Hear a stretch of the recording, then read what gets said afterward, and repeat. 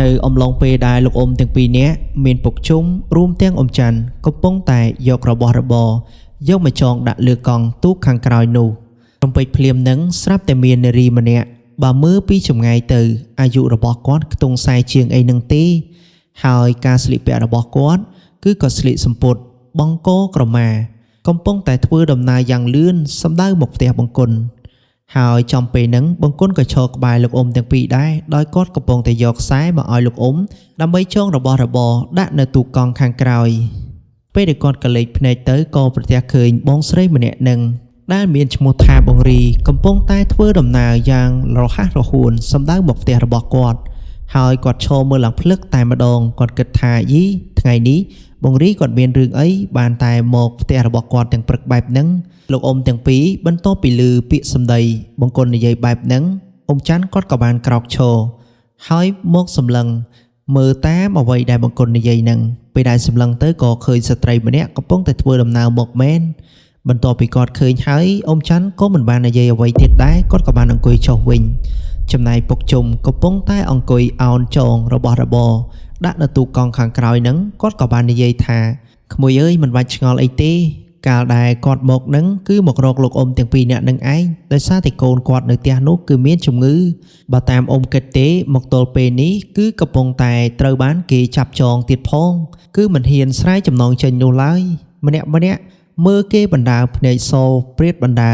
បង្គន់ស្ដាប់ឮភ្លាមគាត់ក៏បានងាកមុខមកសម្លឹងពុកជុំបន្ទាប់មកគាត់និយាយថាមិនក៏អ៊ំដឹងបើលោកអ៊ំឃើញតែអង្គុយយកខ្សែចងរបស់របរដាក់នឹងទូកង់ហ្នឹងមិនដែលឃើញលោកអ៊ំក្រោកឈរមើលនោះទេភ្លាមហ្នឹងអ៊ំច័ន្ទក៏បាននិយាយទៅកាន់បង្គន់ថាអូតាមពិតទៅអ៊ំរបស់ឯងម្នាក់នឹងដឹងក៏ដោយសារតែគេមានរបស់ប្រាប់នឹងឯងបើគ្មានរបស់ប្រាប់ក៏គេមិនដឹងដែរគុណវិញពេលដែលស្ដាប់អ៊ំច័ន្ទហើយគាត់ក៏សើចបន្ទាប់មកគាត់និយាយថាអូអញ្ចឹងទេណាអ៊ំអញ្ចឹងបានអ៊ំដឹងមុនហ្នឹងខ្ញុំខំតែឆ្ងល់ថាមិនក៏អ៊ំដឹងតាមពិតទៅរឿងអញ្ចឹងសោះចំណែកស្ត្រីម្នាក់នោះវិញអំឡុងពេលដែលពួកគាត់ទាំង3នាក់អន់មុខជជែកគ្នាហ្នឹងគេក៏បានដើរមកដល់មាត់របងផ្ទះបង្គន់របងចំណែកបណ្ដាយរបស់បង្គន់វិញពេលដែលឃើញនារីម្នាក់ហ្នឹងដែលមានឈ្មោះថាបងរីនឹងដើរមកដល់គាត់ក៏បានរត់ចេញពីក្នុងផ្ទះមកសួរឬក៏និយាយលេងអីចឹងទៅធម្មតាទេអ្នកភូមិផងលបងជាមួយគ្នាគឺតែងតែបែបនេះនឹងឯងចំណែកនារីម្នាក់នឹងវិញគណៈពេលដែលគេដើរមកដល់មាត់របងហើយប្រទះឃើញលោកអ៊ំទាំងពីរកំពុងតែអង្គុយយកខ្សែចងរបស់របរដាក់នៅទូកង់ខាងក្រោយនោះស្រាប់តែពេលហ្នឹងគេក៏សម្រក់ទឹកភ្នែកធ្លាក់មកខាងក្រោមឡើងម៉ាត់តែម្ដងចំណែកបណ្ដាយរបស់បង្គន់វិញក៏មកសួរថាក្មួយរីអើយកើតអីបានតែដើរមកដល់ទីនេះភ្លាមឈរសម្រក់ទឹកភ្នែកទៅវិញចំណែកនារីម្នាក់នឹងវិញក៏បានតបមកថាគាត់មានបញ្ហាតាក់ទងទៅនឹងកូនមិនដឹងថាវាកើតស្អីនោះទេរាល់យប់តែងតែអង្គុយលេងម្នាក់ឯងរហូតពេលខ្លះក៏យំពេលខ្លះក៏សើចហើយពេលខ្លះទៀតនោះក៏ចង់ស៊ីរបស់ដែលជារបស់ចំអាបអីចឹងទៅ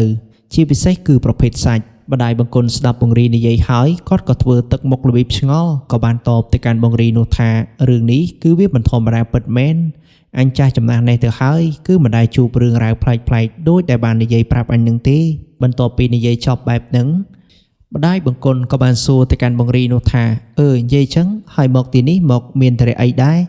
រីក៏បានតបវិញថាចាអ៊ំខ្ញុំមកនេះក៏ចង់ពឹងពោះលោកអ៊ំទាំងពីរនាក់ដែរដោយសារតែខ្ញុំបានឮអ្នកស្រុកអ្នកភូមិ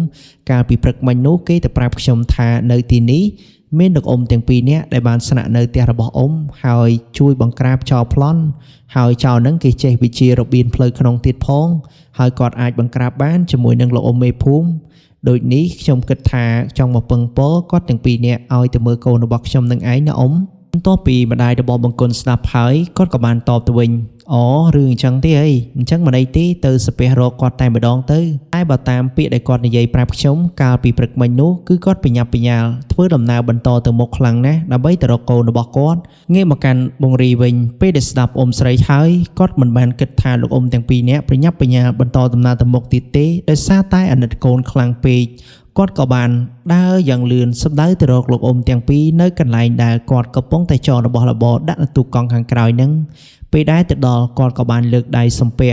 ហើយនិយាយទាំងស្រក់ទឹកភ្នែកទៅកាន់លោកអ៊ំទាំងពីរថាអ៊ំអើយជួយកូនរបស់ខ្ញុំផងកូនរបស់ខ្ញុំវាចេះតែមានជំងឺប្លែកពេលយប់ឡើងឲ្យតែក្បាលប្រឡប់ចូលមកដល់ភ្លាមដឹងតែមានជំងឺនិយាយរវើរវាយតែម្នាក់ឯងវាថាឃើញនេះឃើញនោះអីចឹងទៅក៏ប៉ុន្តែនៅពេលដែលខ្ញុំរត់មកសួរវាបែរជាវាអង្គុយសោចហើយវាសម្លឹងទៅកាន់ដើមឈើនៅខាងមុខផ្ទះដោយមិនដាក់ភ្នែកនោះទេពេលដែលឮបងរីនិយាយបែបហ្នឹងអ៊ំច័ន្ទគាត់ក៏បាននិយាយតបទៅវិញថាអូអារឿងបែបហ្នឹងអ៊ំជួបច្រើនណាស់មកហើយមិនបាច់ភ័យអីពេកទេជាពិសេសគឺបទពិសោធន៍របស់អ៊ំផ្ទាល់តែម្ដងអារឿងបែបនេះក្រៅតែពីគេប្រើព្រាយប្រើខ្មោចឲ្យធ្វើគឺវាគ្មានអីលើសពីនឹងទៀតទេណាក្មួយទោះបីវាជាជំងឺធម្មជាតិកើតឡើងចំពោះកូនក្មួយក៏វាមិនដល់ថ្នាក់នឹងដែរនេះប្រហែលជាអំពើមុនខ្មៅដែលគេចងឲ្យធ្វើហើយមើលទៅពុកជុំវិញបន្ទាប់ពីលើលោកអ៊ំច័ន្ទនិយាយបែបហ្នឹងគាត់ក៏បន្តនិយាយទៀតថា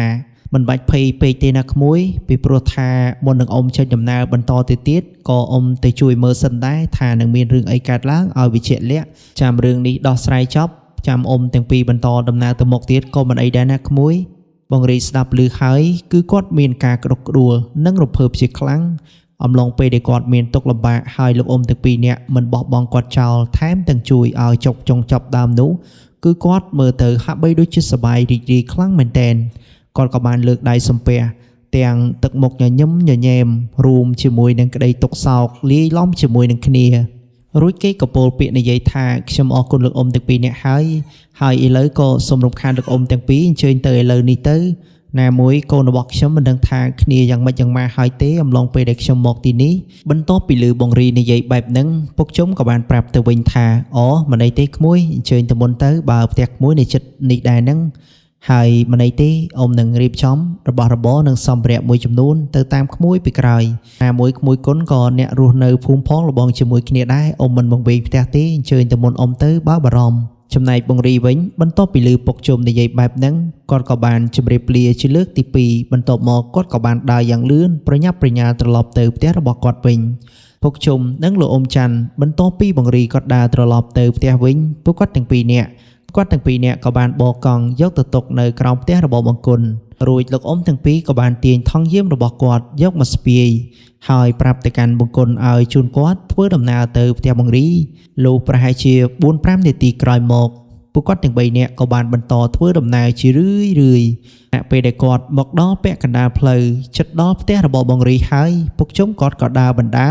និយាយប្រាប់ទៅកាន់បង្គន់រួមទាំងលោកអ៊ំច័ន្ទបណ្ដាថាអារបស់ដែលធ្វើក្មេងស្រីហ្នឹងវាកំពុងតែភ័យរត់ឆ្លេឆ្លាពេញផ្ទះតែម្ដងតែមិនអីទេឯងប្រឹងសុបាយឲ្យទៅបន្តិចទៀតអញទៅដល់ហើយអានាងលេងឲ្យដឹងដៃម្ដងនៅមកធ្វើម្ចាស់ផ្ទះឯងគិតទៅអានេះវាមិនដឹងបុណ្យបាបពិតមែនបន្ទាប់ពីឮពុកជុំនិយាយបែបហ្នឹងអ៊ំច័ន្ទរួមទាំងបង្គន់ដែលដើរទន្ទឹមគ្នាហ្នឹងក៏ឆ្ងល់ហើយនាំគ្នាសម្លឹងមុខតែម្ដងរួចអ៊ំច័ន្ទក៏បានពោលពាក្យនិយាយថាយីអានេះគេហៅឲ្យទៅដល់អំពើមុនខ្មៅ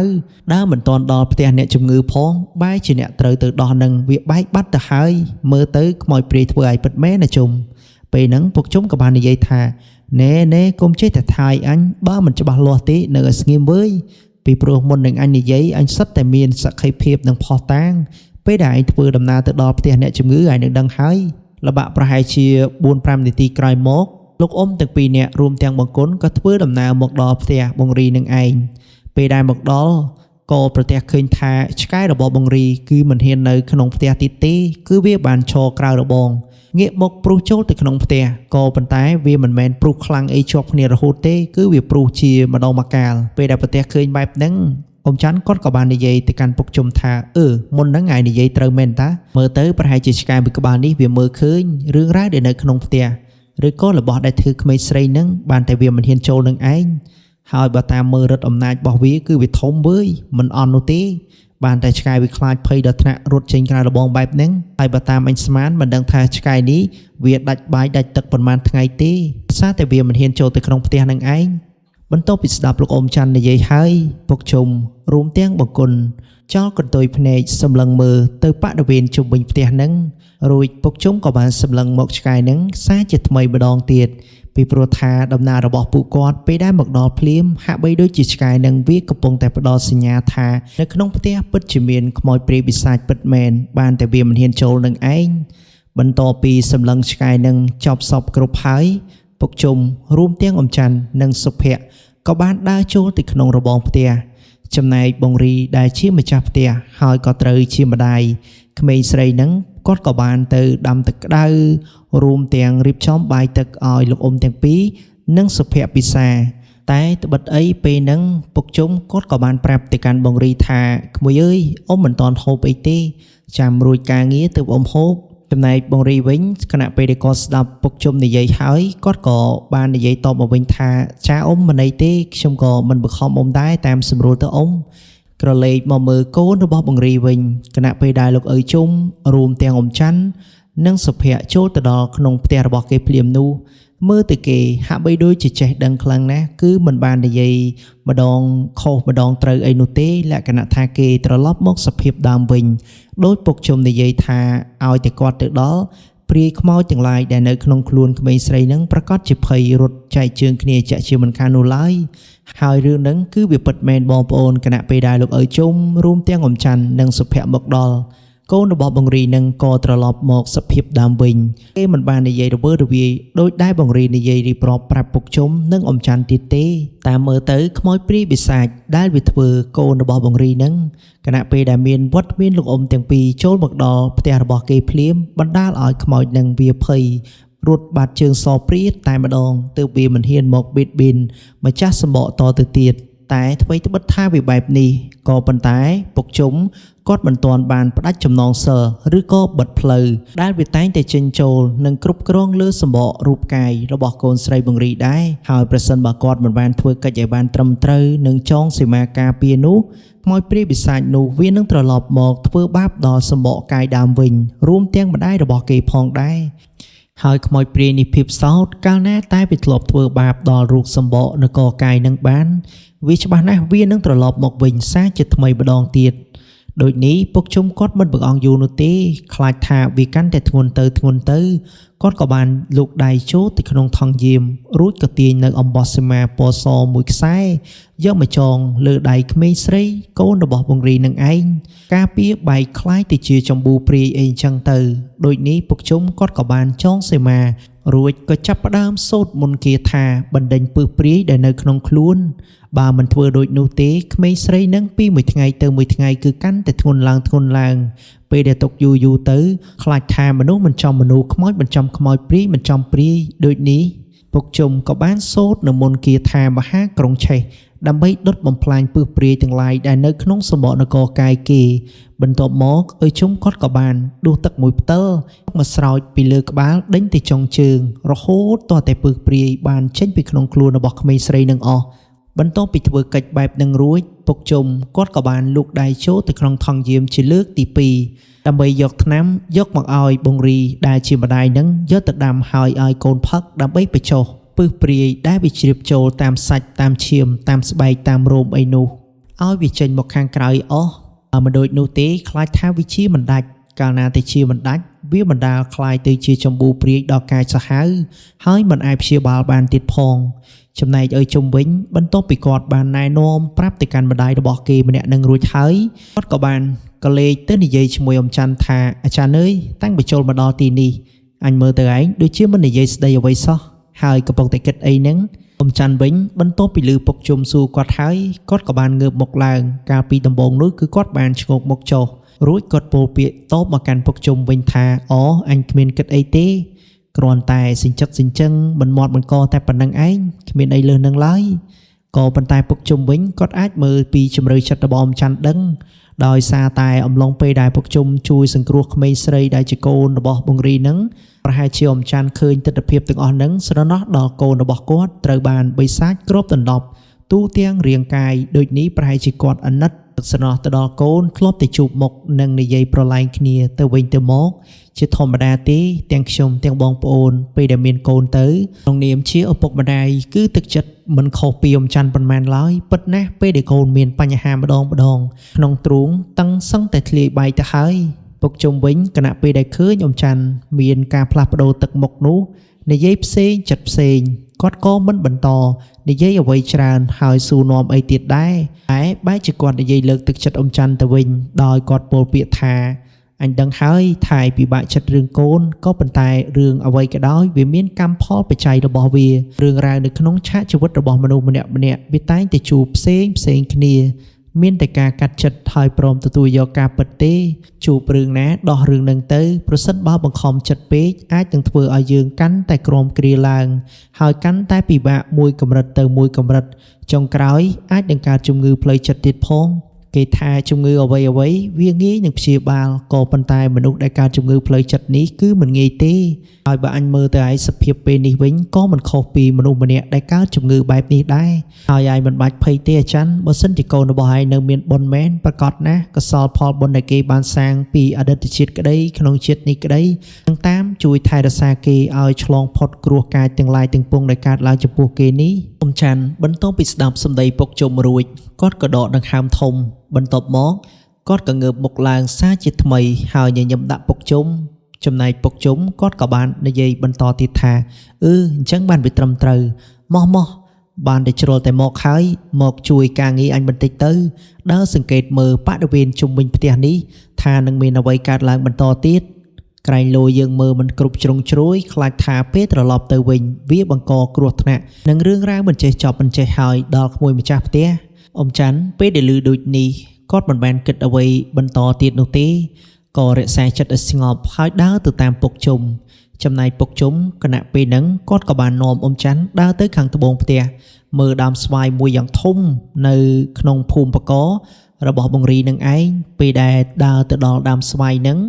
បងគុណគាត់ក៏បានងើបឡើងលើបន្ទាប់មកក៏ប្រទះឃើញថានៅលើដើមស្វាយហ្នឹងគឺមានបញ្ញាក្អែកធំជាច្រើនហើយមានសម្បុកកណ្ដៀតដុះលើបញ្ញាក្អែកនឹងទៀតផងបន្ទាប់ពីគាត់ឃើញរឿងរ៉ាវនឹងហើយគាត់ក៏បានយកមកនិយាយប្រាប់ពុកជុំក៏ដូចជាលោកអ៊ំច័ន្ទថាអ៊ំអើយលើដើមស្វាយនឹងខ្ញុំប្រទះឃើញសម្បុកកណ្ដៀតដែលវាដុះចំលើបញ្ញាក្អែកតែម្ដងណាលោកអ៊ំពុកជុំរួមទាំងអ៊ំច័ន្ទឮដូចនេះក៏ម្នាក់នាំគ្នាសម្លឹងទៅមើលក៏ប៉ុន្តែសម្លឹងមិនឃើញទេដំបងទាល់តែបង្គន់ឲ្យមើលតាមចង្អុលដៃរបស់គាត់ទើបលោកអ៊ំទាំងពីរនាក់សម្លឹងទៅឃើញបញ្ញាក្អែករួមទាំងសម្បុកកណ្ដៀដែលដុះលាយឡំជាមួយនឹងបញ្ញាក្អែកនឹងឯងពេលដែលគាត់សម្លឹងឃើញហើយច័ន្ទក៏បាននិយាយជាមួយពុកជុំថាអញ្ចឹងបានម្ចាស់ផ្ទះនេះម្ដងឈឺម្ដងជាតាមពិតទៅអានេះវានៅទៅនឹងទេតាដោយពាក្យចាស់លោកពោលថាដើររកអូសប្រទះឈើងាប់ពិតមែនមិនអីទេឯងមកនៅភូមិបករបស់គេហើយបែរជាមិនជួយថែរក្សាម្ចាស់ផ្ទះថែមទាំងនាំរឿងរ៉ាវក្តៅក៏ហាយដល់ម្ចាស់ផ្ទះទៀតគិតទៅពួកឯងនេះទុកក៏មិនចំណេញដកចេញក៏មិនខាតពិតមែនបន្ទាប់ពីនិយាយបែបនឹងចប់ឪជុំក៏បានក្រឡេកភ្នែកទៅខាងក្រោយបន្ទាប់មកស្រែកសួរបងរីដែលជាម្ចាស់ផ្ទះថាក្មួយអើយផ្ទះក្មួយឯងមានដែកគោលឬក៏អត់នឹងបើមានយកឲ្យអ៊ំមួយដើមក៏បានពីរដើមក៏បានដែរយកមកឲ្យអ៊ំធ្វើកិច្ចបន្តិចពីព្រោះថាអ៊ំឃើញសម្បុកអ្នកដែលធ្វើឲ្យក្រុមគ្រួសាររបស់ក្មួយម្ដងឈឺម្ដងជានឹងគឺវានៅនេះទេចំណែកម្ចាស់ផ្ទះបងរីវិញពេលដែលឮពុកជុំសួរគាត់ហើយរួមទាំងប្រាប់ថាអ្នកដែលធ្វើក្រុមគ្រួសារគាត់នឹងនៅលើដើមស្វាយនោះគឺគាត់បានរត់យ៉ាងលឿនពីចក្រានបាយមកមើលពេលដែលមកដល់គីនឹងពុកជុំនិងអ៊ំច័ន្ទរួមទាំងសុភ័ក្រនោះគាត់ក៏ស្រែកសួរលឺថាឯណាអ៊ំឯណាខ្ញុំចង់ឃើញណាពេលហ្នឹងពុកជុំក៏បានលើកដៃចង្អុលទៅកាន់កន្លែងបញ្ញាក្អែកដែលមានដុះសម្បុកកណ្ដៀនឹងពេលដែលបងរីជាម្ចាស់ផ្ទះមើលទៅគាត់ក៏បានឃើញតាមអ្វីដែលពុកជុំអ៊ំច័ន្ទនិងសុភ័ក្រប្រាប់ពិតមែនបន្ទាប់ពីគាត់ឃើញរួចហើយបងប្អូនអំឡុងពេលហ្នឹងបងរីដែលជាម្ចាស់ផ្ទះហ្នឹងគឺគាត់ហួសចិត្តខ្លាំងមែនតែនគាត់ឈរបណ្ដាគាត់យកដៃស្ដាំរីកទ្រូងបណ្ដាដោយសារតែរឿងរ៉ាវកើតម្ដងហើយម្ដងទៀតក៏ដោយសារតែដើមស្វាយធំនៅខាងបងផ្ទះរបស់គាត់នឹងឯងពេលដែលឃើញបងរីនឹងឈររឹតទ្រូងបែបហ្នឹងអ៊ំច័ន្ទក៏បាននិយាយទៅកាន់បងរីនឹងថាក្មួយអើយក្មួយឯងកុំពិបាកចិត្តអីឥឡូវបានទៅជ្រុលរកបញ្ហាឃើញហើយថ្ងៃក្រោយក្រុមគ្រួសាររបស់ក្មួយនឹងមានតែសេចក្តីសុខចម្រើនតរៀងទៅមិនមានអ្វីដែលជារបាំងធ្វើបាបក្មួយទៀតទេអំណរពីពេលនេះទៅអ្វីដែលក្មួយត្រូវធ្វើនោះគឺខំសន្សំបុណ្យកុសលធ្វើនៅសេចក្តីល្អដាក់ទានឲ្យបានច្រើនដើម្បីជំរះកម្មពៀវរារបស់យើងមិនដឹងថាមនុស្សយើងម្នាក់អតីតជាតិបានធ្វើអីខ្លះនោះទេបានតែមកដល់បច្ចុប្បន្ននេះជួបរឿងរ៉ាវបែបហ្នឹងហើយរឿងរ៉ាវទាំងអស់នេះមិនថាតែក្មួយទេសូម្បីតែអ៊ំក៏ជួបប្រទះដូចគ្នានឹងដែរហើយធ្ងន់ជាងក្មួយទៅទៀត ចំណែកបងរីអានេះវិញបន្ទាប់ពីលឺអ៊ំច័ន្ទនិយាយបែបហ្នឹងប្រកបទៅដោយទឹកមុខមិនសូវសប្បាយចិត្តហើយក្រៀមក្រំនោះគាត់ក៏បានសួរទៅកាន់អ៊ំច័ន្ទថាចាអ៊ំហើយអ៊ំមានរឿងអីដែរមើលតអ៊ំដូចជាពិបាកចិត្តខ្លាំងណាស់ចំណែកអ៊ំច័ន្ទវិញពេលដែលលឺបងរីសួរបែបហ្នឹងគាត់មិនទាន់ឆ្លើយអីភ្លាមទេរបៀបថាឆ្លើយមិនចេញក៏មិនដឹងពុកជុំពេលដែលឃើញអ៊ំច័ន្ទលក្ខណៈថាមិនចង់ឆ្លើយគាត់ក៏បាននិយាយជំនួសអ៊ំច័ន្ទថារឿងវាចេះទេក្មួយកូនរបស់អ៊ំឯងហ្នឹងពេលមានបញ្ហាត្រូវបានខ្មោចព្រាយបិសាចវាសន្ធិដ្ឋនៅក្នុងខ្លួនហើយកាលដែលអ៊ំមកនេះក៏មកតាមរកដូចគ្នាដែរគឺវារត់ចូលព្រៃចេញពីផ្ទះច្រើនថ្ងៃច្រើនខែណាស់មកហើយមិនឃើញត្រឡប់ទៅវិញនោះទេហើយមិនត្រឹមតែប៉ុណ្្នឹងទេគឺបែកមិនស្គាល់ឪពុកម្ដាយតែទាំងវិជាមន្តអាគមគ្របដណ្ដប់ចូលទៅក្នុងខ្លួនคล้ายទៅជាប្រមាត់ប្រមងទៀតផងបងរីវិញស្ដាប់ហើយក៏សឹងថែកាំងស្មារតីទៀតផងដោយសារតែវាសាហាវខូខើខ្លាំងពេកម្យ៉ាងកូនរបស់លោកអ៊ំច័ន្ទមិនមែនត្រឹមតែធម្មតាទេត្រូវបានមន្តវិជាខ្មៅគ្របដណ្ដប់នៅលើរូបនគរកាយគេទាំងមូលរហូតសូម្បីតែឪពុកម្ដាយក៏មិនស្គាល់ផងនេះគឺជារឿងមួយដែលសាហាវព្រៃផ្សៃបំផុតនៅរំពេចភ្លាមនឹងដែរពុកជុំបាននិយាយទៅកាន់បងរីក៏ដូចជាអ៊ំច័ន្ទថាក្មួយអើយហើយអាចារ្យក៏អញ្ចឹងដែរកុំនិយាយរឿងដែលនាំសេចក្តីឈឺចាប់មកដាក់នឹងខ្លួនទៀតនិយាយតែរឿងណាសប្បាយទៅបើយើងជួបការលំបាកហើយយើងនៅតែនិយាយពីទុក្ខវេទនាប្រាប់គ្នាទៅវិញទៅមកបែបនេះវាមិនមែនជារឿងដែលល្អប្រសើរទេធ្វើចិត្តឲ្យសប្បាយទៅអ្វីនឹងដោះស្រាយមកតាមក្រោយហើយពេលដែលឮពុកជុំនិយាយបែបហ្នឹងភាគីទាំងសងខាងអ៊ំច័ន្ទនិងបងរីក៏នាំគ្នាជូតទឹកភ្នែកហើយធ្វើជាញញឹមញញែមត្រឡប់មកវិញដូចជាធម្មតាអញ្ចឹងឯងបន្ទាប់មកទៀតបងរីក៏បានរត់ទៅក្រោមផ្ទះរបស់គាត់ហ្នឹងទៅយកដៃគោលដែលសល់ពីធ្វើក្រែហ្នឹងយកមកឲ្យពុកជុំពីរដើមរួមទាំងពូថៅមួយទៀតផងដើម្បីឲ្យពុកជុំទុកវាយដៃគោលចំណែកពុកជុំឯនេះវិញរំពេចភ្លាមនោះគាត់ក៏ចាប់ផ្ដើមលុកដៃចូលទៅក្នុងថង់យាមរបស់គាត់បន្តដោយគាត់ទាញនៅអំបោះសីមាយកមករុំជាមួយដៃគោលរួចគាត់ក៏សូត្រនៅមន្តគាថាបញ្ចុះទៅក្នុងដៃគោលនឹងតែម្ដងហើយគាត់ថែមទាំងយកដីនៅខាងក្រោមគល់ឈើនឹងយកមកសូត្របណ្ដា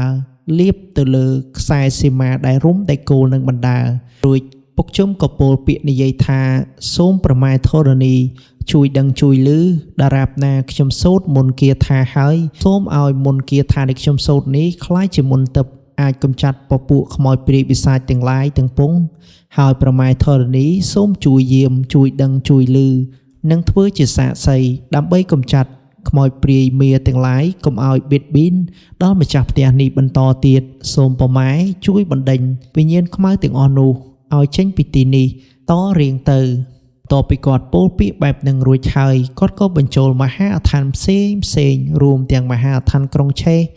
រួមទាំងវិជាអដ្ឋានផ្សេងទៀតដែលជាប្រភេទអដ្ឋានមសាបរួមទាំងអដ្ឋានបំផ្លាញបន្ទាប់ពីគាត់ធ្វើកិច្ចបែបនឹងហើយពុកជុំក៏យកបថៅដំដៃគោលនោះបញ្ចូលទៅក្នុងដើមស្វាយនឹងតែម្ដង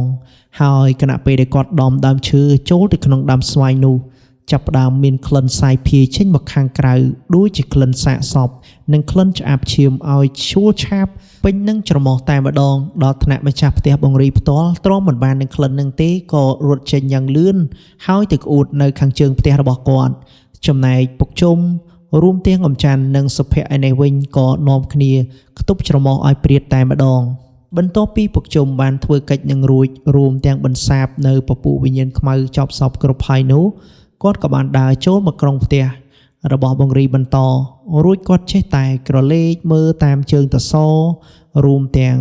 តសកន្លងកណ្ដាលអីចឹងទៅគាត់សម្លឹងមើលពីខាងក្រោមផ្ទះនឹងក៏ប៉ុន្តែមិនបានឡើងលើផ្ទះអីទេគាត់បានត្រឹមតែធ្វើកិច្ចប្រោះទឹកតាមជើងតសនៅខាងក្រោមផ្ទះតែប៉ុណ្ណោះចំណែកនៅកម្មចិន្តាឡើងលើផ្ទះហ្នឹងក៏ដូចគ្នាដែរគឺពុកជុំគាត់បានចងជាសមាការពារហើយប្រោះទឹកប្រោះអេជាធម្មតាដោយតែគាត់បានធ្វើអញ្ចឹងទៅបន្ទាប់ពីគាត់ចងសមាការពារផ្ទះប្រោះព្រំរួចហើយពុកជុំក៏បន្តដំណើរដើរមកខាងមុខផ្ទះវិញម្ដងពីព្រោះថានៅមុខផ្ទះហ្នឹងគឺមានដើមដូង2ដើមហើយដើមដូងហ្នឹងគឺធំមែនទែនបងប្អូនហើយផ្លែរបស់វាក៏ច្រើនដែរក៏ប៉ុន្តែដើមដូង3ដើមគឺមានផ្លែតែ1ដើមនោះទេចំណែក2ដើមទៀតគឺគ្មានផ្លែទេពេលហ្នឹងអ៊ំច័ន្ទគាត់ក៏ឆ្ងល់រួចគាត់និយាយថាអាជុំមិនឆ្ងល់មែនណា ដើមដូងទាំង3ដើមក្បែរមាត់របងនឹងដូចជាប្លែកណាស់វើយមានតែមួយដើមទេដែលផ្លែចំណែក2ដើមទៀតដូចវាមិនផ្លែសោះមើលទៅអានេះដូងឈ្មោលទីដឹងពេលហ្នឹងពុកជុំក៏បានតបមកវិញថារឿងហ្នឹងអញមិនដឹងទេវើយវាមិនផ្លែជារឿងរបស់វាទេតាចំណែកសុភ័ក្រវិញគេក៏បាននិយាយថាដូងតែខ្ញុំដែលដាំនៅខាងក្រោយផ្ទះនោះអ៊ំគឺ3ដើមផ្លែទាំង3ដើមហ្នឹងវាចម្លែកអីតែដូងនេះខ្ញុំមិនដឹងថាវាមកពីអីដែរហ្នឹងអ៊ំតពីការជជែកគ្នារួចហើយពុកជុំក៏ចេះតែដើរកលឹងចូលកលឹងឡើងអីជាធម្មតាអញ្ចឹងទៅ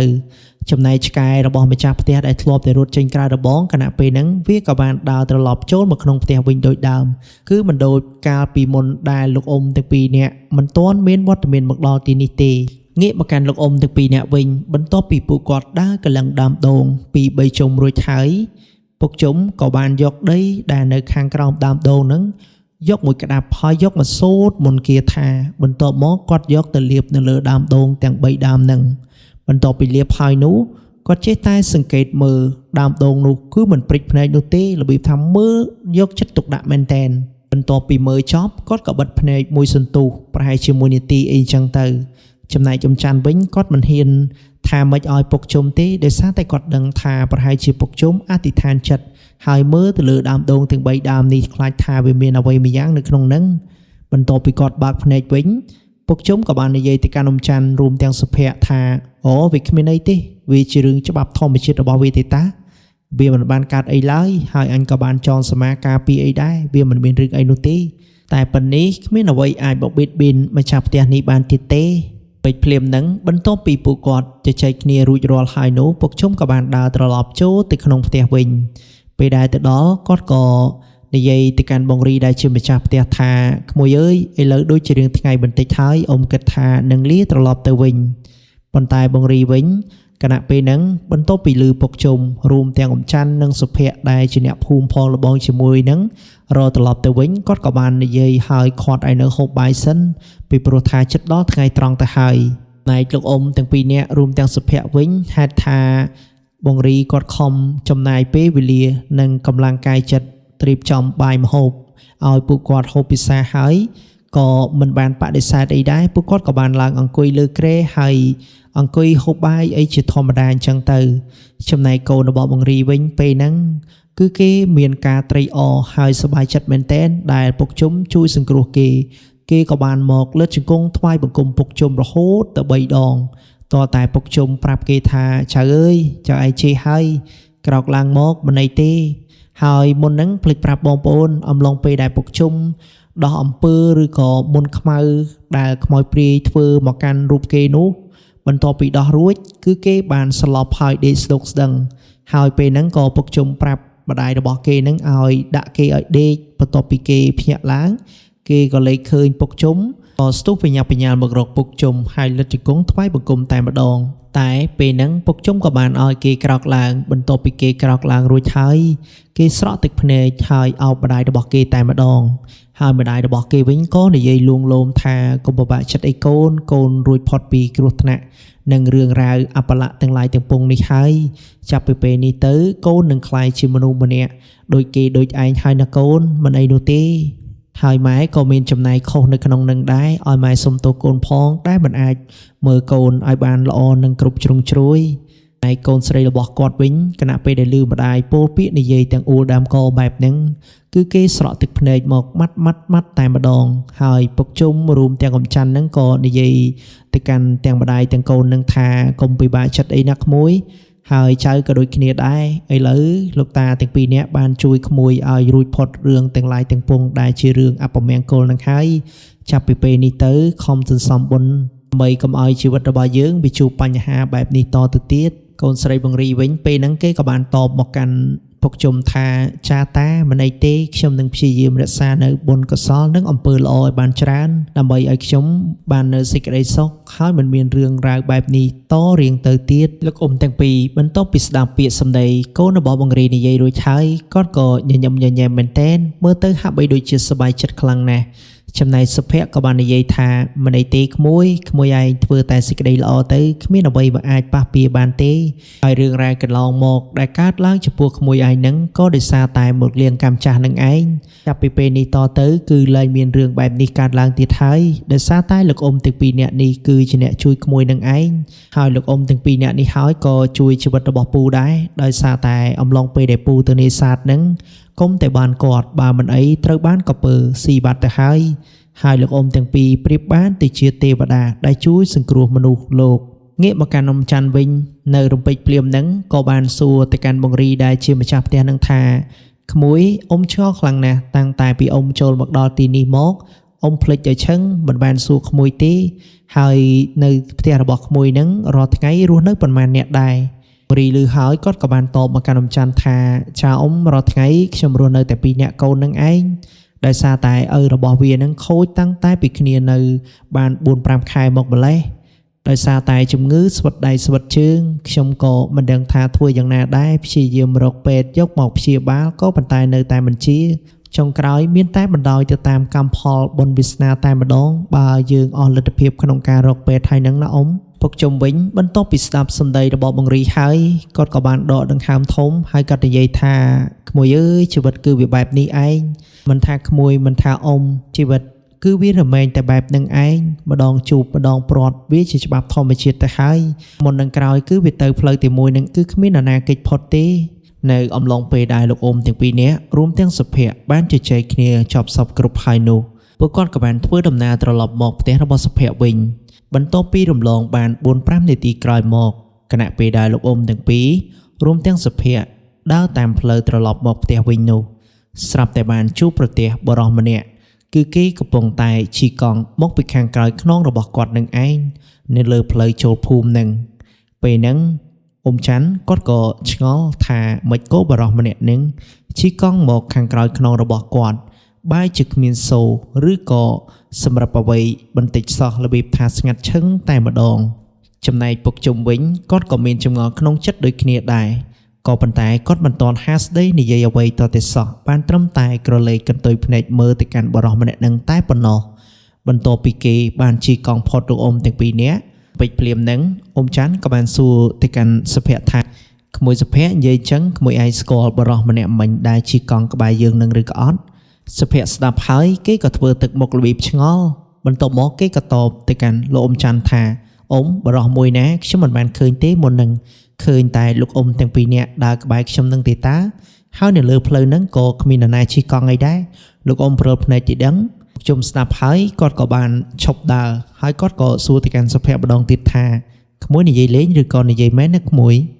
ពេលហ្នឹងសុភ័ក្រថាអត់ទេអ៊ំខ្ញុំនិយាយមែនទេតាមិនបានឃើញថាមាននរណាម្នាក់ជិះកង់នៅលើផ្លូវនេះទេមានតែយើង3នាក់ហ្នឹងដែលដើរនៅលើផ្លូវមួយនេះនៅអំឡុងពេលដែលឮសុភ័ក្រនិយាយថាមិនមាននរណាជិះកង់ក្បែរពួកគាត់ពេកភ្លាមហ្នឹងពុកជុំក៏បានសម្លឹងមកអ៊ំច័ន្ទរួចគាត់និយាយថាអាចារ្យមុនហ្នឹងឯងឃើញឬក៏អត់ពេលហ្នឹងអ៊ំច័ន្ទថាអញឃើញច្បាស់ណាស់មានគេជិះកង់ក្បែរយើងនឹងឯងតែឥឡូវត្រឹមតែមួយប្រវិចភ្នែកទេបាត់សមល់មនុស្សតែម្ដងចំណែកក្មួយសុភ័ក្រវិញបែរជាថាមើលមិនឃើញទៅវិញវាចម្លែកខ្លាំងណាស់វើយមើលទៅប្រហែលជាមាននរណាម្នាក់គេចង់សាកយើងហើយបានតែគេបង្ហាញឫទ្ធិអំណាចប្រាប់យើងថាគេពិតជាមកលេងពិតមែនអញនិយាយដូចនេះក៏ដោយសារតែផ្អែកទៅលើអ្វីដែលគេបានបង្ហាញនឹងឯងប្រសិនបើគេមិនចង់សាកយើងពិតមែនម្លេះហើយគេឲ្យក្មួយសុភ័ក្រឃើញហើយបើត្រឹមតែធ្វើធម្មតានោះក៏ប៉ុន្តែនេះគេបំបាំងភ្នែកក្មួយសុភ័ក្រតែបែរជាឲ្យយើងទៅពីអ្នកឃើញគេទៅវិញហើយអញចម្លែកតាំងតែពីគេធ្វើដំណើរមកដល់គិយើងមកម្លេះគឺគ្មានដានគ្មានសមល់ហើយគឺគ្មានសម្លេងទៀតផងនិយាយទៅស្ងាត់ឲ្យឈឹងបែរជាកលេចភ្នែកទៅឃើញគេឲ្យចងោកំពុងតែជិះកង់ពីក្រោយហើយនេះគឺជារឿងចម្លែកមែនទែនហើយមុនហ្នឹងថ្ងៃក៏ដឹងដែរជុំបើតាមអញគិតមើលទៅគេគ្មានគោលបំណងល្អអីនោះទេយើងប្រយ័ត្នប្រយែងខ្លួនផងពីព្រោះថានេះជាទឹកដីរបស់គេពុកជុំវិញបន្ទាប់ពីស្ដាប់អ៊ំច័ន្ទនិយាយរួចគាត់ក៏មិនបានមាត់កតមកវិញអីដែរគិតតែពីធ្វើដំណើរតម្រង់ទៅរកផ្ទះរបស់សុភ័ក្រលុះមិនយូរប៉ុន្មានលោកអ៊ំទាំងពីរនាក់រួមទាំងសុភ័ក្រក៏ធ្វើដំណើរគិនឹងមកដល់ផ្ទះហើយក៏ប៉ុន្តែស្រាប់តែប្រទះឃើញបរិសម្នាក់នឹងម្ដងទៀតតែម្ដងនេះរៀងប្លែកពីលើកមុន ការដែលគាត់ឃើញលើកមុនហ្នឹងឃើញគេកំពុងតែជិះកង់ហើយដប់អូសនៅខាងក្រោយទៀតផងក៏ប៉ុន្តែម្ដងនេះមិនបានឃើញដូចលើកទី1នោះទេគឺកំពុងតែឃើញបរិសម្នាក់ហ្នឹងអង្គុយជក់បារីនៅលើផ្លូវនឹងទៅវិញនិយាយទៅគឺចម្លែកពិតមែនដល់ថ្នាក់ពេលហ្នឹងពុកជុំគាត់ចង់សាកដែរក៏ប៉ុន្តែត្រូវបានអ៊ំច័ន្ទខាត់ដោយអ៊ំច័ន្ទនិយាយថាណាហើយមិនបាច់យកទុកក្នុងចិត្តអីនោះទេពីព្រោះថានេះទឹកដីរបស់គេចង់ធ្វើអីធ្វើទៅយើងសុំតែសុកទៅបានហើយកុំឲ្យតែគេមកប៉ះយើងមុនហើយទៅបារម្ភទៅអាជុំមិនបាច់ខ្វល់រឿងទាំងអស់នេះអីទេហើយបើយើងរវល់តែខ្វល់រឿងនេះរឿងនោះប្រហែលជាមិនបានចេញដំណើរតទៅទៀតឡើយខ្ញុំស្ដាប់ឮហើយគាត់ក៏បានដើរមកគីអ៊ំច័ន្ទបន្តិចបន្ទាប់មកគាត់ក៏និយាយខ្សឹបដាក់អ៊ំច័ន្ទវិញថាអញមិនចង់ប៉ះពីអីទេក៏ប៉ុន្តែនេះវាហួសហេតុពេកហើយសិនបើគេចង់មករាប់អានយើងពិតមែនមិនក៏មិនមកសួរត្រង់ទៅចាំបាច់លេងតាមបែបនេះធ្វើអ្វីហើយយើងសុទ្ធតែជាមនុស្សដែលអាចនិយាយគ្នាបានទីតើមិនមែនមនុស្សទៅនិយាយជាមួយសត្វឯណាបើសត្វវានិយាយជាមួយមនុស្សវាស្ដាប់ភាសាមិនបានទៅបញ្យល់ក៏ប៉ុន្តែនេះមនុស្សហើយមនុស្សមិនមែននិយាយគ្នាមិនកើតឯណាច័ន្ទវិញបន្ទាប់ពីឮពុកជុំនិយាយបែបហ្នឹងគាត់ក៏បាននិយាយបន្តទៀតថាអញ្ចឹងចាំមើលសិនទៅកុំឲ្យតែគេលេងយើងមុនហើយបើសិនជាលេងយើងមុនពិតមែនតាមអញគិតមិនបាច់ຕົកទេឲ្យគេស្គាល់មេរៀនខ្លះក៏ល្អដែរចំណែកសុភ័ក្រវិញគណៈពេលដែលលោកអ៊ំទាំងពីរនាក់អោនមុខនិយាយខ្សឹបខ្សៀវហ្នឹងគឺគេឆ្ងល់មែនតើគេថាលោកអ៊ំទាំងពីរនាក់ហ្នឹងកើតអីបានតែនិយាយមិនឲ្យគេឮបន្ទាប់មកទៀតគេក៏បានសួរទៅកាន់លោកអ៊ំទាំងពីរជាពិសេសគឺអ៊ំច័ន្ទនឹងឯងដែលអ៊ំច័ន្ទគឺដើរនៅខាងក្រោយក្បែរគេហើយពុកជុំក៏ដើរនៅខាងមុខគេពេលហ្នឹងសុភ័ក្រគេសួររបៀបថាមិនមែនស្រែកអីទេបងប្អូនសួរតិចថាអ៊ំឯងកាត់អីបានតែនិយាយខ្សឹបខ្សៀវគ្នារហូតហ្នឹងពេលហ្នឹងអ៊ំច័ន្ទថាមានគេមកសាកណាក្មួយហើយនៅចិត្តនេះទេដើរទៅដល់ខាងមុខទៀតប្រហែលជា10ម៉ែត្រអីជាងហ្នឹងដល់កន្លែងគេអង្គុយជក់បារីហើយគឺគេនៅខ្លាត់មកអ៊ំតែម្ដងពេលហ្នឹងសុភ័ក្រថាឯណាអ៊ំឯណាខ្ញុំមើលមិនឃើញអញ្ចឹងហើយអ៊ំច័ន្ទក៏បានតបមកសុភ័ក្រថាក្មួយឯងមើលភ្នែកទៅទេមិនឃើញទេ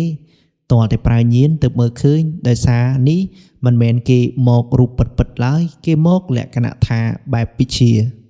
ត្រឹមតែភ្នែកសាច់ក្មួយឯងធម្មតាគឺមើលមិនឃើញគេឡើយលុះត្រាតែក្មួយឯងចេះនៅវិជាទើបអាចមើលគេឃើញតពីលឺដូចហ្នឹងសុភ័ក្រគេកាន់តែឆ្ងល់ដោយសារតែគេមិនបានពាល់ទៅលើរឿងទាំងអស់ហ្នឹងគេក៏បន្តសួរទៅកាន់អ៊ំច័ន្ទតិចទៀតថាអ៊ំអញ្ចឹងអ៊ំមានវិធីណាអាចឲ្យខ្ញុំឃើញឬក៏អត់អ៊ំច័ន្ទវិញគាត់ក៏និយាយប្រាប់ទៅកាន់សុភ័ក្រថាបើចង់ឃើញមិនអីទេចាំបន្តិចអញ្ចឹងបន្ទាប់ពីគាត់និយាយហើយគាត់ក៏បាននិយាយទៅកាន់ពុកជុំអ្នកដើរនៅខាងមុខនោះថាជុំបន្ថយល្បឿនសិនទៅអញធ្វើកិច្ចឲ្យក្មួយសុភ័ក្រមើលគេឃើញបន្តិចខ្លាចថាវាប្រើរបស់មកក្មួយសុភ័ក្រមិនដឹងនាំតែមានគ្រោះថ្នាក់ទេបន្ទាប់ពីលឺដូចហ្នឹងពុកជុំក៏បានបន្ថយដើរតិចមែនតែនហើយអ៊ំច័ន្ទគាត់ក៏បានលូកដៃចូលទៅក្នុងថង់យាមរបស់គាត់បន្ទាប់មកទាញបាននៅខ្សែកមួយខ្សែដែលជាព្រះពុទ្ធបដិមាហើយឡើងខ្មៅក្រឹបតែម្ដងមានទម្រង់ជាព្រះអង្គផ្ចាញ់មាតមកទៀតគាត់ក៏បានហុចទៅឲ្យសុភ័ក្រថាក្មួយពាក់ខ្សែកនេះសិនទៅពីព្រោះថាបើសិនជាបន្តិចទៀតមានការប៉ះពាល់ដោយវិជាមួយអាចយករួចខ្លួនបានមិនមានគ្រោះថ្នាក់អ្វីនោះទេសុភ័ក្រវិញគណៈពេលហ្នឹងបន្ទាប់ពីស្ដាប់អ៊ំច័ន្ទរួចមើលទៅទឹកមុខរបស់គេហាក់បីដូចជាសប្បាយចិត្តមែនតែនគឺរបៀបថាញញឹមញញែមបិទមាត់មិនចិត្តនោះទេបន្ទាប់មកគេក៏លើកដៃរបស់គេទាំងពីរហ្នឹងយកមកត្រងខ្សែក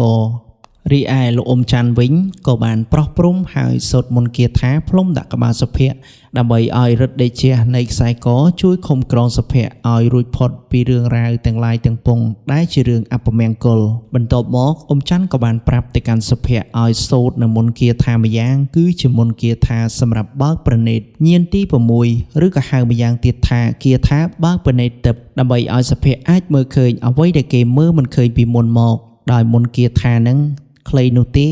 ហើយបងប្អូនក៏អាចយកទៅសូត្រនិងបដិបត្តិបានដូចគ្នាដោយស្វាត់ជាយឬក៏សូត្រថាទិបចក្ខុវិជ្ជាអរហង្គមានន័យថាបើកញាណទី6ឬក៏ភ្នែកទី3នឹងឯងគឺឲ្យសុភ័ក្រទន្ទិញរហូតទាល់តែមានការព្រឺសម្បុរណែសុភ័ក្រវិញគេព្យាយាមទន្ទិញរហូតទាល់តែគេមានសញ្ញាណាមួយនៅលើខ្លួនប្រាណហើយគេក៏អាចមើលឃើញបរិសម្នាក់ដែលអង្គុយជក់បារីនៅខ្លះផ្លូវលោកអ៊ំទាំងពីរនឹងដែរពេលដែលគេឃើញហើយគេក៏ចេះតែព្យាយាមសម្លឹងមុខបរិសម្នាក់ហ្នឹងបន្ទាប់ពីគេសម្លឹងរួចអ៊ំច័ន្ទក៏បានសួរថាក្មួយឯងឃើញគេហើយឬនៅហ្នឹង ពេលហ្នឹងសុភ័ក្រក៏បានតបថាខ្ញុំឃើញហើយអ៊ំក៏ប៉ុន្តែ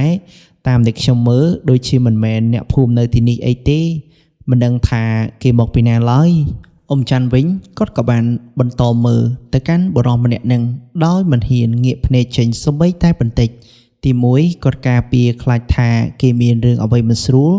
ងាយនឹងរកវិធីទប់ទួលពីព្រោះថាមនុស្សមិនដែលស្គាល់គ្នាផងបែរជាមកអង្គុយជក់បារីហើយខ្លាចផ្លូវពួកគាត់និយាយទៅគឺចម្លែកពិតមែនណៃពុកជុំវិញបងប្អូនដឹងស្រាប់ហើយច្រឹករបស់គាត់តាំងតែពីដើមគឺគាត់មិនចេះខ្លាចទេហេតុថាឃើញបរិសម្នាក់នឹងអង្គុយជក់បារីនៅកណ្ដាលផ្លូវក៏ពិតមែនក៏គាត់នៅតែបន្តដើរទៅមករហូត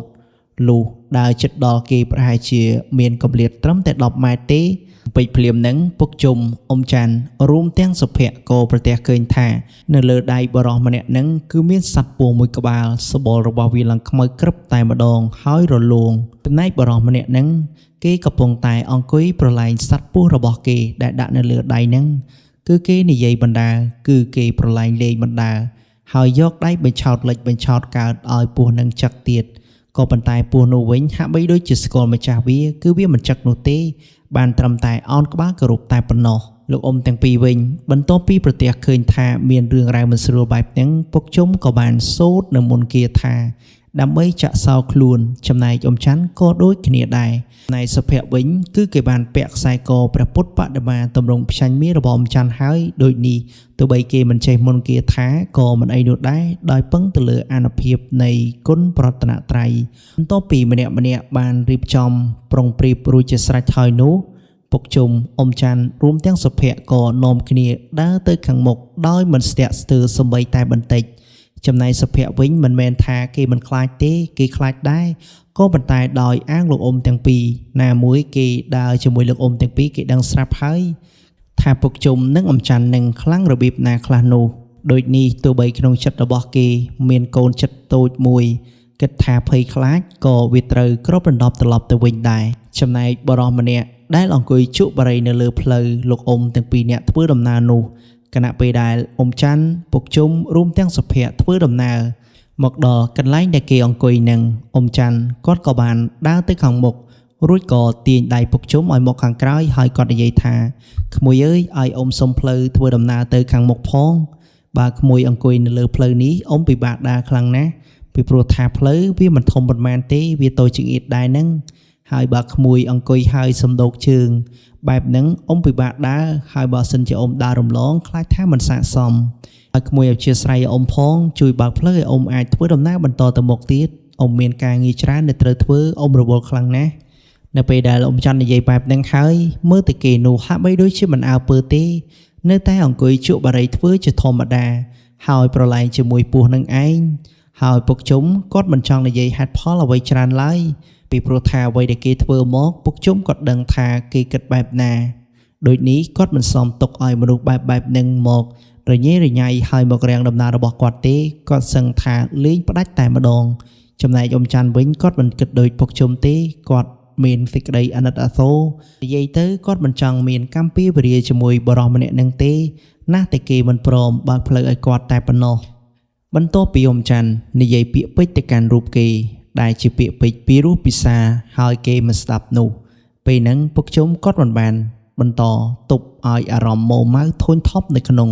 ទ្រូងរបស់គាត់ទៀតទេគាត់ក៏បានចេញមកខាងក្រៅហើយនិយាយថាក្មួយអើយល្មមបានហើយផ្លូវនេះមិនមែនជាផ្លូវក្មួយទិញដាច់ឯណាជាផ្លូវដែលអ្នកស្រុកអ្នកភូមិគេតែងតែធ្វើដំណើរទៅវិញទៅមករាល់តែថ្ងៃហ្នឹងហើយបើក្មួយមកអង្គុយនៅទីនេះមិនព្រមអើពើនិយាយបែបណាក៏មិនស្ដាប់ទៅអ៊ំគ្មានវិធីទេមានតែគិតតាមមិនស្ដាប់នឹងឯងងាកមកកាន់បរិសម្នាក់នឹងវិញបន្ទាប់ពីឮឲ្យជុំនិយាយប្រាប់គេបែបនឹងហើយគេថែមទាំងមិនស្ដាប់បែរជាបោះពស់ដែលនៅក្នុងដៃនឹងមករកពុកជុំទៅវិញណៃពស់មួយក្បាលនឹងវិញគឺវាមកយ៉ាងលឿនសំដៅមករកចឹកពុកជុំក៏ប៉ុន្តែគណៈពេលដែលពស់នឹងវាដល់តែកណ្ដាលផ្លូវទេគិតពីកម្លាតពីពុកជុំទៅកាន់បរិសម្នាក់នឹងប្រហែលជា2ម៉ែត្រអីទេចំណែកពស់មួយក្បាលនឹងដល់តែពាក់កណ្ដាលផ្លូវពុកជុំស្រោះទឹកមាត់តែមួយផែតស្រាប់តែវាប្រកាច់ប្រកិនប្រមូលរុំចូលគ្នាដូចជាខ្សែគោអញ្ចឹង ណៃបរោះម្នាក់ដែលប្រើពស់ឲ្យមករកពុកជុំនឹងវិញអំឡុងពេលដែលឃើញពុកជុំបង្ក្រាបសត្វពស់មួយក្បាលរបស់គេបាននោះពេលហ្នឹងគេក៏មិនបន្តអង្គុយពាំងផ្លូវដំណើររបស់លោកអ៊ំទាំងពីររួមទាំងសុភ័ក្រទៀតដែរគេក៏បានក្រោកពីអង្គុយយ៉ាងលឿនហើយបន្តដំណើរចាកចេញមិនហ៊ានពាំងផ្លូវលោកអ៊ំទាំងពីរនាក់រួមទាំងសុភ័ក្រទៀតទេចំណែកពស់មួយក្បាលដែលគេប្រើមកចឹកពុកជុំនោះវាគ្រាន់តែជាខ្សែវល្លិឈើមួយតែប៉ុណ្ណោះគណៈពេលដែលពុកជុំបានសូត្រនៅមុនគាថាបង្ក្រាបវារួចហើយចំណែកម្ចាស់ដែលប្រើមកនោះសឹងថាឡើងជិះកង់មិនទាន់ទេអំឡុងពេលហ្នឹងហើយការជិះកង់របស់គេហ្នឹងគឺគេមិនដែលហ៊ានងាកក្រោយសម្បីតែបន្តិចគឺគេជិះទៅមុខរហូតលោកអ៊ំទាំងពីររួមទាំងសុភ័ក្រវិញក៏ចេះតែបន្តដំណើរមកខាងមុខប៉ុន្មាននាទីក្រោយមកក៏មកដល់ផ្ទះសុភ័ក្រពេលដែលមកដល់ម្ដាយរបស់សុភ័ក្រក៏រៀបចំបាយទឹកជូនលោកអ៊ំទាំងពីរទុករួចជាស្រេចក៏ប៉ុន្តែលោកអ៊ំទាំងពីរមិនបានហូបបាយអីបន្តនោះទេដោយសារតែគាត់បានហូបបាយនៅផ្ទះបង្រីរួចហើយគណៈពេលដែលគាត់ជួយរំលែកទុក្ខលំបាកក្រុមគ្រួសាររបស់គេនោះចំណែកម្ដាយរបស់មង្គលវិញបន្តពីស្ដាប់លោកអ៊ំទាំងពីរនិយាយប្រាប់គាត់ហើយរួមទាំងកូនរបស់គាត់ម្នាក់ទៀតនោះ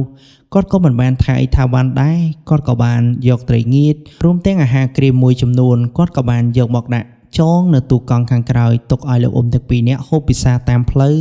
ទោះបីពេលនេះមិនបានហូបបាយជាមួយនឹងគាត់ក៏ពិតមែនណែលោកអ៊ំទាំងពីរវិញនៅអំឡុងពេលដែលឃើញម្ដាយរបស់មង្គលចេះតែរៀបចំរបស់របរដាក់ឲ្យគាត់រហូតនោះគាត់មិនចង់ទទួលទេក៏ប៉ុន្តែម្ដាយរបស់មង្គលវិញចេះតែយកមកចងទុកហើយបើគាត់បដិសេធក៏មិនសមដែរលក្ខណៈថាដាច់សទ្ធាម្ចាស់ទានលុះប៉ុន្មានម៉ោងក្រោយមកប្រហែលជាចូលម៉ោង12ជាងចូលជិតម៉ោង1ថ្ងៃត្រង់លោកអ៊ំទាំងពីរក៏បានលើកដៃសំពះលាម្ដាយរបស់បង្គន់នឹងរួមទាំងបង្គន់ផងដែរហើយបន្តធ្វើដំណើរមកខាងមុខទៀតយូរប៉ុន្មានលោកអ៊ំទាំងពីរនាក់ក៏បានធ្វើដំណើរមកដល់គិនឹងជើងភ្នំ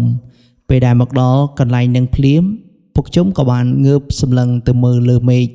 ដោយគាត់ខ្លាចភ្លៀងអីចឹងទៅណាមួយការដែលគាត់ធ្វើដំណើរចូលទៅក្នុងព្រៃហ្នឹង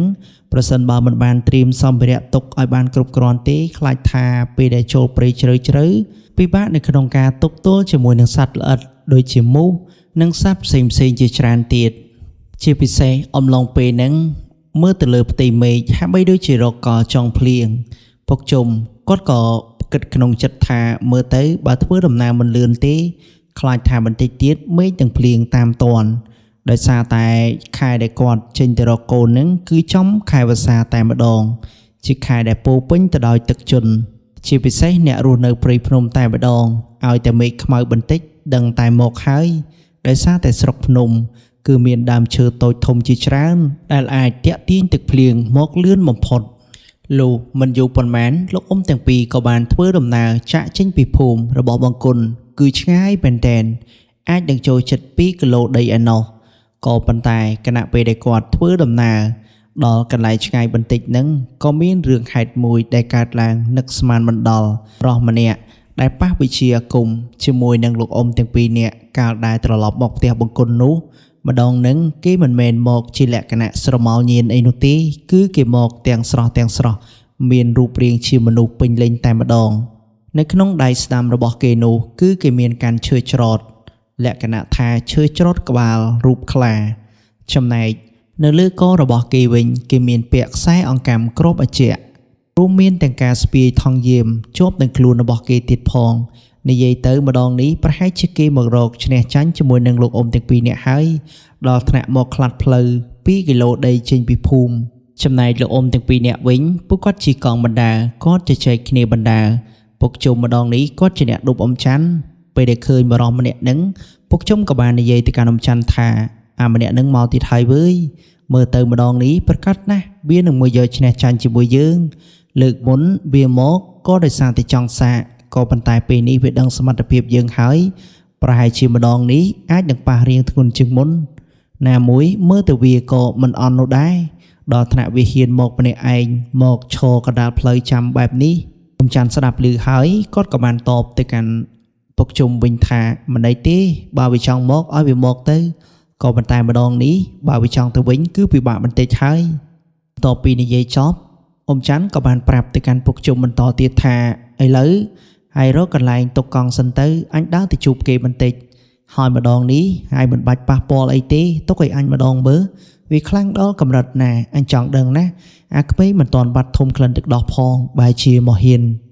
ឈរពាំងផ្លូវអញទៅវិញមិនដែលជួបប្រទះពីមុនមកទេទើបតែលើកទី1ហើយនេះ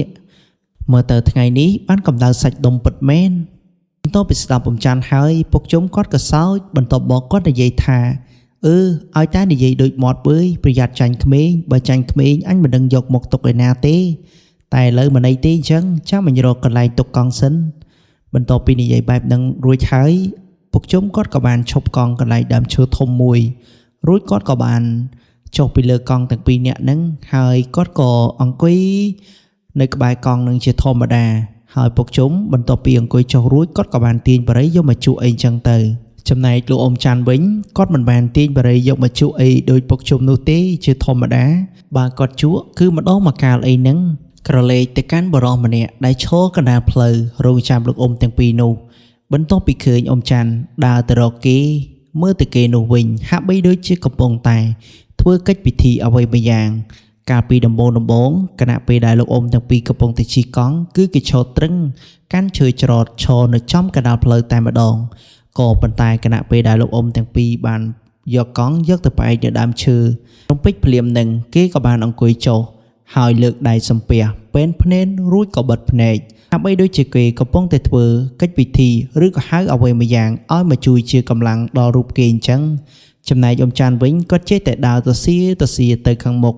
ដោយមិនបានខ្វល់ថាគេប្រើអ្វីមកឡើយគាត់ចេះតែដើររហូតតតែគៀកបរោះនឹងមានចម្ងាយប្រហែលជា20ម៉ែត្រពីគ្នា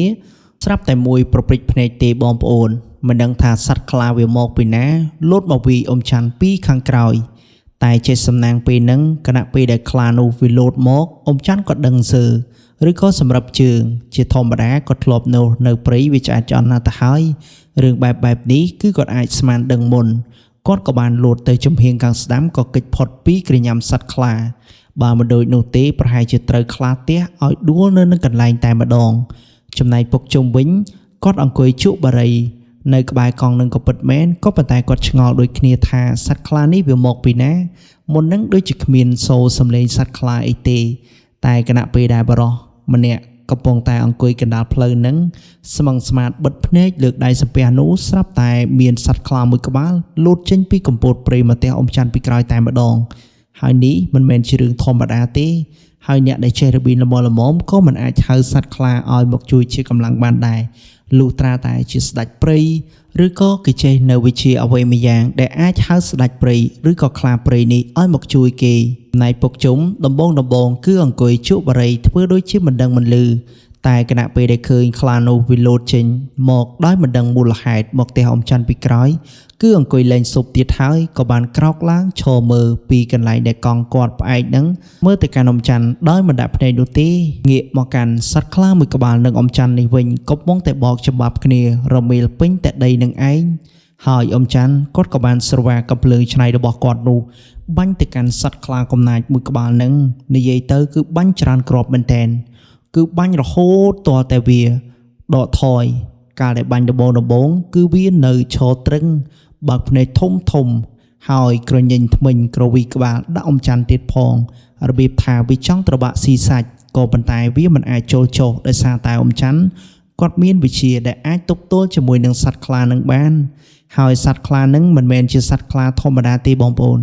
ជាសត្វខ្លាដែលគ្រូអាគមធំគេប្រើរបៀបដើម្បីចិញ្ចឹមហើយមើលថែនិយាយទៅពេលណាដែលគេត្រូវការគឺគេហៅមកជួយជាកម្លាំងដោយបរិសម្នាក់ដែលកំពុងតែឈរពាំងផ្លូវរាំងដំណើររបស់លោកអ៊ំទាំងពីរហ្នឹងរីឯសត្វខ្លានឹងវិញអំឡុងពេលហ្នឹងបន្ទាប់ពីវាធ្វើអីអ៊ំច័ន្ទម្ដងហើយម្ដងទៀតតែនៅតែធ្វើមិនបែកវាត្រឹមតែបញ្ចេញសំឡេងខ្លាំងស្រែកឮតែប៉ុណ្ណោះណែលោកអ៊ំច័ន្ទវិញនៅក្នុងអំឡុងពេលដែលសត្វខ្លាមួយក្បាលកំពុងតែងើបកស្រែកឡើងឮនោះអំឡុងពេលហ្នឹងទនអាកាសល្អសត្វខ្លាមួយក្បាលនេះវាមិនប្រយ័ត្នប្រយែងអ៊ំច័ន្ទក៏ចាប់ផ្ដើមស្មឹងស្មាតសូត្រនៅមុនគាថាចងសីមានិងបើកសាច់សត្វខ្លាមួយក្បាលនេះដើម្បីបាញ់ទៅឲ្យវាធ្លុះឬក៏វាមុតដោយសារតែគាត់បាញ់អស់ច្រើនគ្រាប់ណាស់មកហើយក៏ប៉ុន្តែធ្វើអីវាមិនបានទេនិយាយទៅការប្រយុទ្ធគ្នារវាងអ៊ំច័ន្ទនិងសត្វខ្លាមួយក្បាលហ្នឹងគឺបានត្រឹមតែស្មើដៃគ្នាតែប៉ុណ្ណោះ បើនិយាយពីភាពឆ្នះចាញ់គឺមិនទាន់កំណត់នៅឡើយដូចនេះអ៊ំច័ន្ទគាត់រកវិធីយ៉ាងណាដើម្បីបំបាក់ខ្លានេះឲ្យដួលនៅនឹងកន្លែងតែម្ដងហើយវិធីដែលគាត់ប្រើហ្នឹងគឺមានតែការសូត្រនៅមន្តគាថាបញ្ចុះនៅក្នុងក្រកកំភ្លើងទេដែលអាចពីប្រហារពីប្រយោលឬក៏ពីចម្ងាយបានហើយបើចូលគិខ្លាចថាកម្លាំងរបស់គាត់ទប់ទល់ជាមួយនឹងសត្វខ្លាកំណាចនេះមិនជាប់ណាមួយបងប្អូននឹងស្រាប់ហើយទម្ងន់ខ្លួនរួមទាំងកម្លាំងខ្យល់ដែលវិទះមកមួយភពនោះប្រសិនបើអ្នកធម្មតាបូករួមទាំងស្មារតីខ្សោយទៀតប្រែជាមិនអាចទប់ទល់ជាមួយនឹងវាបាននោះទេគ្រាន់តែសម្លេងវាក្រហមនឹងក៏ធ្វើឲ្យយើងភ័ន្តភាំងស្មារតីបានដែរដោយសារតែឫទ្ធិអំណាចដេជះរបស់វាក៏ប៉ុន្តែអ៊ំច័ន្ទទោះបីវាធ្វើយ៉ាងនេះក្តីក៏គាត់នៅតែមិនរុញរាហើយមិនដកថយជាដាច់ខាតទូយកជីវិតទៅបដូរក៏មិនអាចឲ្យខ្លាមួយក្បាលនេះទទួលជ័យជំនះនៅលើគាត់ដែរត្រឹមតែមួយប្រពេចភ្នែកទេសត្វខ្លាមួយក្បាលដែលកំពុងតែងើបកស្រែកយ៉ាងលឺនោះតាមពិតគោលបំណងរបស់វាគឺវាស្រែកហៅគ្នាវាចំនួន3ក្បាលមកបន្ថែមទៀតដើម្បីវាយលោកអ៊ំច័ន្ទចំណែកអ៊ំច័ន្ទវិញហេតុថា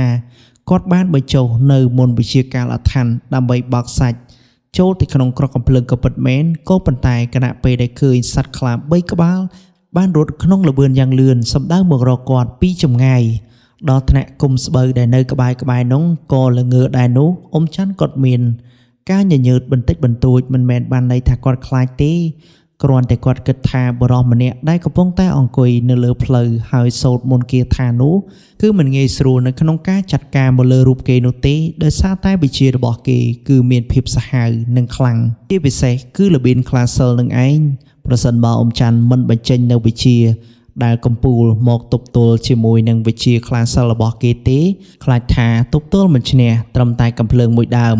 ហើយកំភ្លើងមួយដើមនឹងភាពសោតគឺបាញ់ខ្លានោះមិនចុះទៀតបានត្រឹមតែធ្វើឲ្យវាដកថយតែប៉ុណ្ណោះក៏ប៉ុន្តែម្ដងនេះហេតុថាអ៊ំច័ន្ទគាត់បានបញ្ចុះនៅមន្តគាថាចូលក្រកកំភ្លើងក៏ពិតមែនក៏ប៉ុន្តែចំនួនក្រកកំភ្លើងដែលនៅក្នុងកំភ្លើងនោះគឺនៅតែ3គ្រាប់តែប៉ុណ្ណោះដូចនេះគឺខ្វះមួយគ្រាប់ទៀតដោយសារតែសត្វខ្លាគឺវាមានចំនួន4ក្បាលហើយគាត់ក្រកកំភ្លើងនៅតែ3នោះទេនៅក្នុងអំឡុងពេលហ្នឹងអ៊ំច័ន្ទគាត់មិនឲ្យសត្វខ្លានោះវាមកយាយីគាត់មុនឡើយគាត់ត្រូវតែធ្វើយ៉ាងណាយាយីទៅលើសត្វខ្លាមួយក្បាលដែលឈរក្បែរគាត់និងប្រយុទ្ធជាមួយគាត់នឹងឲ្យរួចជាស្រេចសិនអំឡុងពេលដែលគាត់សូត្រនៅមន្តគាថារួចអ៊ំច័ន្ទក៏យកជើងគោះដី3ដងបន្ទាប់មកសត្វខ្លាដែលស្រែកនោះវាក៏ស្ងាត់សំឡេងទៅវិញគឺវាមិនបានស្រែកងើបកឡើងលើទៀតនោះទេដោយសារតែអំណាចឫទ្ធិដេជះដែលអ៊ំច័ន្ទគាត់ប្រើមុននឹងបានធ្វើឲ្យសត្វខ្លានោះវាបិទសំឡេងចិត្តតែម្ដងតបមកគាត់ក៏ទាញកំភ្លើងដែលបញ្ចុះនៅមន្តគាថារួចបាញ់ទៅកាន់សត្វខ្លានោះមួយគ្រាប់ចំកណ្ដាលក្បាលបណ្ដាលឲ្យវាដួលថ្មនៅលើដីប្រកាច់ប្រកិនតែម្ដងចំណែកសត្វខ្លា3ក្បាលដែលរត់មកពីខាងក្រោយបន្ថែមទៀតនោះក៏ត្រូវបានអ៊ំច័ន្ទទាញកំភ្លើងអាមេបាញ់ទៅកាន់ពួកវាទាំង3នោះឲ្យដួលនៅលើដីឲ្យត្រៀបតែម្ដងឈាមក៏ចាប់ផ្ដើមហូរស្រោចលើធរណីចំណែកបរោះដែលប្រើនៅមន្តគាថាហៅខ្លាសិលនោះពេលហ្នឹងមើលទៅគេហាក់បីដូចជាមានអ្វីម្យ៉ាងតភ្ជាប់ជាមួយនឹងសត្វខ្លានឹងគេក៏រងរបួសមិនស្ទើរដែរប្រហែលជាក្រំក្នុងទៀតផងដោយសារអំឡុងពេលដែលគេអង្គុយនឹងមានហូរឈាមច្រមុះនិងតាមសរុនស្លឹកកជាឆ្វេងស្ដាំទៀតផងនេះមានន័យថាគេក៏ពាក់ព័ន្ធជាមួយនឹងវិញ្ញាណខ្លាសិលទាំងអស់នេះដែរទើបគេអាចបញ្ជាខ្លាសិលទាំងអស់នេះមកបានហើយវិជាដែលគេប្រើនឹងមិនមែនត្រឹមតែមន្តគាថាធម្មតាទេវិជាមួយថ្នាក់ខ្ពស់មែនតែនដល់ថ្នាក់គេអាចដកញៀនមករកលោកអ៊ំទាំងពីរនាក់បាន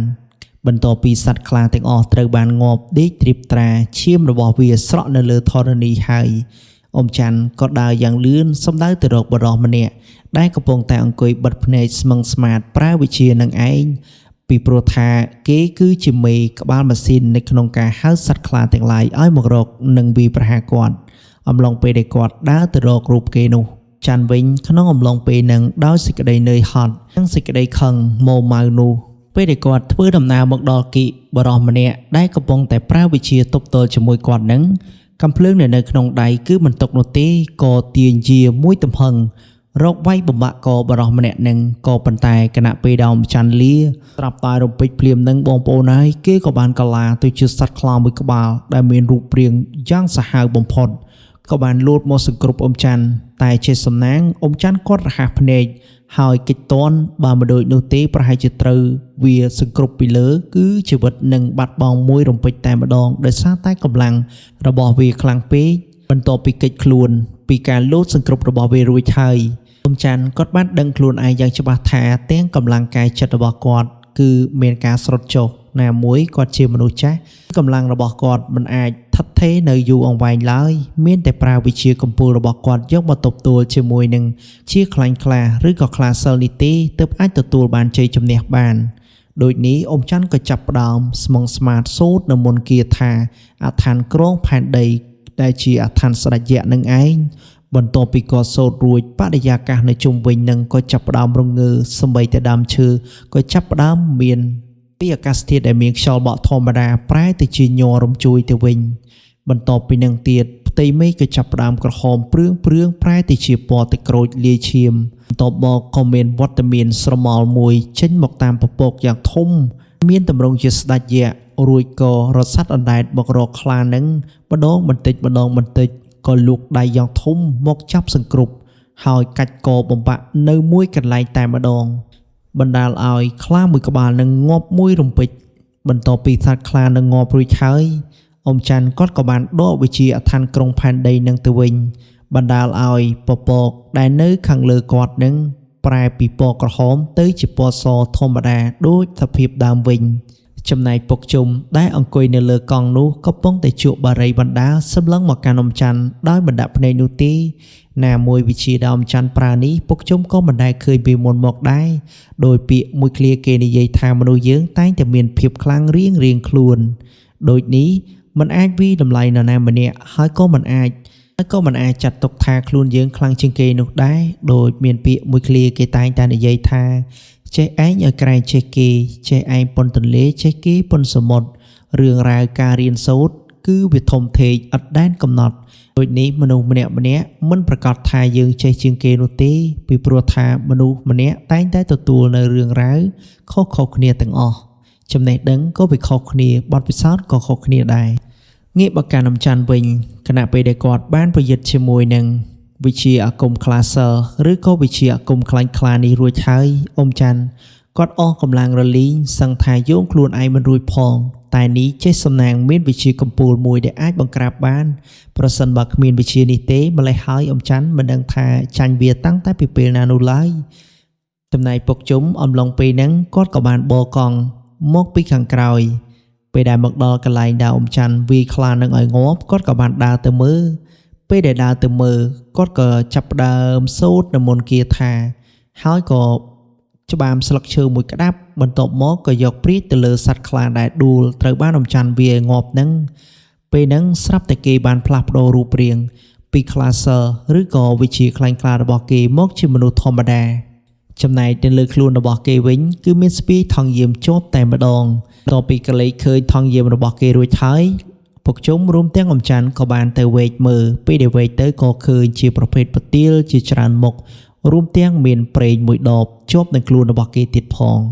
ប្រេងហ្នឹងពេលដែលលោកអ៊ំច័ន្ទ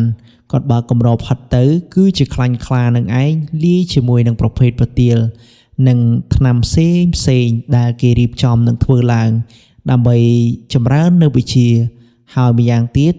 ដើម្បីឲ្យគេមានឫទ្ធិមានអំណាចកាន់តែខ្លាំងឡើងដែលអាចបញ្ជាទៅលើសត្វខ្លាព្រៃទាំងអស់នឹងបានដោយដែលគេប្រើមកលើអ៊ំច័ន្ទចឹងដែរហើយនេះសំណាងហើយដែលអ៊ំច័ន្ទបង្ក្រាបគេបានប្រសិនបើអ៊ំច័ន្ទធ្វើគេមិនបែកទេម្លេះហើយអ៊ំច័ន្ទក៏คล้ายជាមនុស្សម្នាក់ដែលស្លាប់ជំនួសគេហើយរឿងរ៉ាវមួយនេះដែរខ្ញុំសូមបញ្ចប់តែប៉ុណ្នេះរាល់ពាក្យសម្ដីខុសឆ្គងដោយប្រការណាមួយនៅក្នុងអត្ថបទក៏សូមខន្តីអភ័យទោសបងប្អូនទាំងអស់គ្នាពីចម្ងាយផងហើយមុននឹងបញ្ចប់ក៏សូមពឹងពរបងប្អូនទាំងអស់គ្នាកុំភ្លេចជួយ share និង comment ម្នាក់មួយដើម្បីជាកម្លាំងចិត្តដល់ admin អរគុណយើងនឹងជួបគ្នានៅក្នុងវីដេអូក្រោយជាបន្តទៀត